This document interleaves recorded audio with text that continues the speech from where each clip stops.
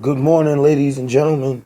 My name is JP the Outlaw, the voice that makes them moist, your favorite color commentator, here to give you my review of NXT July 11th, 2017. They start off the show with a video package for DIY, everything that went down up until this point. Of course, the introduction of the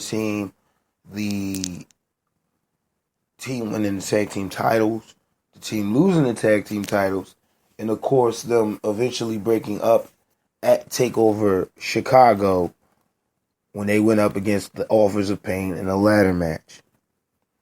Pretty much hyping up the crowd, getting ready for Johnny Wrestling at the end of the night. First match of the night, Aleister Black versus the debuting Bobby Fish. I am a big fan of Red Dragon, and I believe that's from ROH. That's Bobby Fish and Kyle O'Reilly. Now, there's been reports that Kyle O'Reilly has signed with the WWE a while ago. I really thought he would be the first one to debut versus Bobby Fish, who just left them maybe not even a month, maybe even 2 months ago. Very technical match between the two. I like it. I like the fact that they're giving Aleister Black marquee talent to go up against. That's a good thing. He's actually putting on better matches because of it versus just basic squash matches. So I like Aleister Black. I wonder what they're going to do with Bobby Fish. Are they going to wait to bring in Kyle O'Reilly and put them two back together just to beef up that tag team division? That would make more sense. But who knows with the WWE? Triple H got a good mind. He's running this. So, Hideo Itami, they go from highlights of last week. Hideo Itami and KO after losing to Sanity. They had words, KO's tired of coming out there trying to talk Hideo Itami from basically being a dick. But Hideo Itami is convinced that it's everybody else but him. He is not the one causing all of this pain and headache in his life. So, KO's like, look, man, I'm done. I'm not helping you anymore. I'm all about action. If you got a problem with me, you can see me in the ring. And they leave it at that. Street Profits promo, which I know one of these guys have been in NXT forever. And the other guy is fairly new. They remind me, the promo they cut was just prime time on Instagram. Crime time on Instagram. So the new Crime Time is what I'm calling this tag team.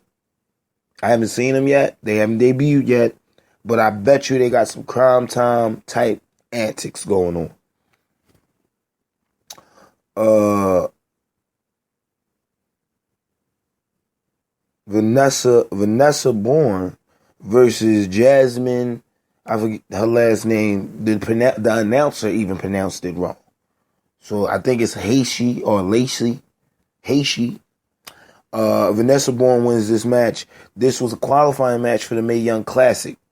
And I would like to say Vanessa is still green. You can see her not going too far into the Mae Young Classic, which I have yet to report on. I want to get all the names of the competitors, all the names of the 32 that actually make it to the tournament. That's when I will report on the Mae Young tournament. A lot of people have asked me, why haven't you given up anything on the Mae Young tournament?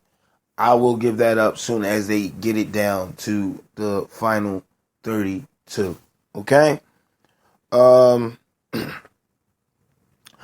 video package from Drew Galloway and members of Sanity. He was ambushed by Alex Wolf. He's sitting up on a car, and Drew Galloway walked up and said, "If you know what's good for you, get the fuck off my car." And he's like, "Oh, I ain't going nowhere." Killian Dane comes back. attacks him from behind. And pretty much that sets up for this next segment with Bobby Roode and William Regal backstage. They're talking about Bobby Roode's next number one contender. And Killian Dane and Drew Galloway is both undefeated. So I got Drew Galloway taking this one only because of what happened later in the night, and we'll go over it. In-ring segment with Johnny Primetime. He cuts Johnny Gargano. He cuts a hell of a promo in the middle of the ring. I like Johnny. I just think NXT is now, the roster is getting too big. They got Gunner. They got Bobby Roode. Where is Johnny Gargano going to fit in a singles role with NXT? I can see him going up against a Pete Dunne for the United Kingdom title. That'd be great. Other than that, I don't really see the use for Johnny Gargano in a singles role. I really don't. I mean, get some couple wins under his belt, get him up to go up against Ciampa, but other than that, I don't see him staying on NXT for much longer. I wouldn't mind seeing him versus Neville as well in the Cruiserweight division if you're going to move these two guys up. Next week, you'll get next week, they're going to give you Drew Galloway versus Killian Dane, Ember Moon versus Ruby Riott. So these two matches should be pretty good. I will be tuning in to NXT for these two matches. And of course, the match of the night, the end of the night, tag team championship match between Heavy Machinery and the Authors of Pain. Now, I like Heavy Machinery only because when they first debuted, I didn't really get behind Heavy Machinery. I thought the gimmick was lame. I thought, these guys are some big guys. They're going to come out here and not do anything to impress me. So, but when as the match progressed, these guys can go. These guys actually fucking impress me. So I like Heavy Machinery that I have them winning the tag team titles. Not yet. Not yet. Not until I see the Authors of Pain move up to the main roster.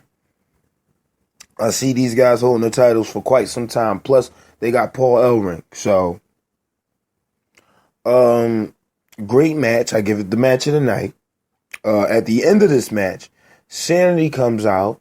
They all look up. It was Killian Dane, Xavier Wolf, and Nikki Cross. They all look up. Pictures of the book itself, the Book of Pain, they ripped that up and they start dropping it from the sky. Okay?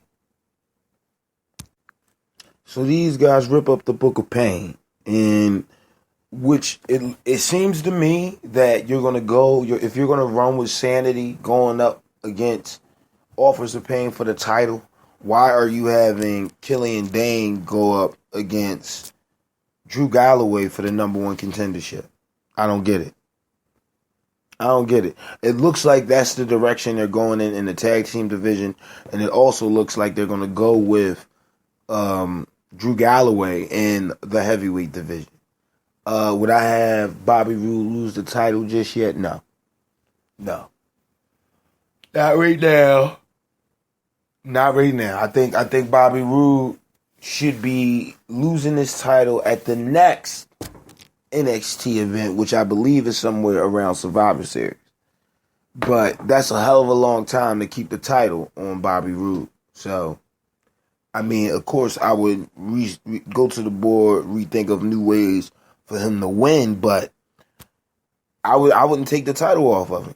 He's beaten everybody that he's went against. Yes, I know he's cheated. I know he's, snaked a couple of guys, but that is truly a heel. And that's what you want in your champion. Now, I've noticed that they don't too much go with babyface champions in the WWE anymore. ever since Austin was like the biggest draw ever. But I really wouldn't mind Drew Galloway being that babyface champion. He could definitely be a defending champion. I think he still needs some work on his mic skills, but for the most part, it would be entertaining. And that is the review, you guys. As always, check me out on Facebook, Instagram, Twitter, Wrestling Amino, which we are now currently at 739 as far as followers. So again, appreciate you guys. I will be giving you another rendition of Dream Match Saturday this Saturday. I don't know who's in the match yet. I'm gonna put it together. And you might be getting a Dream Match extra for a tag team match I've been thinking about for a while now.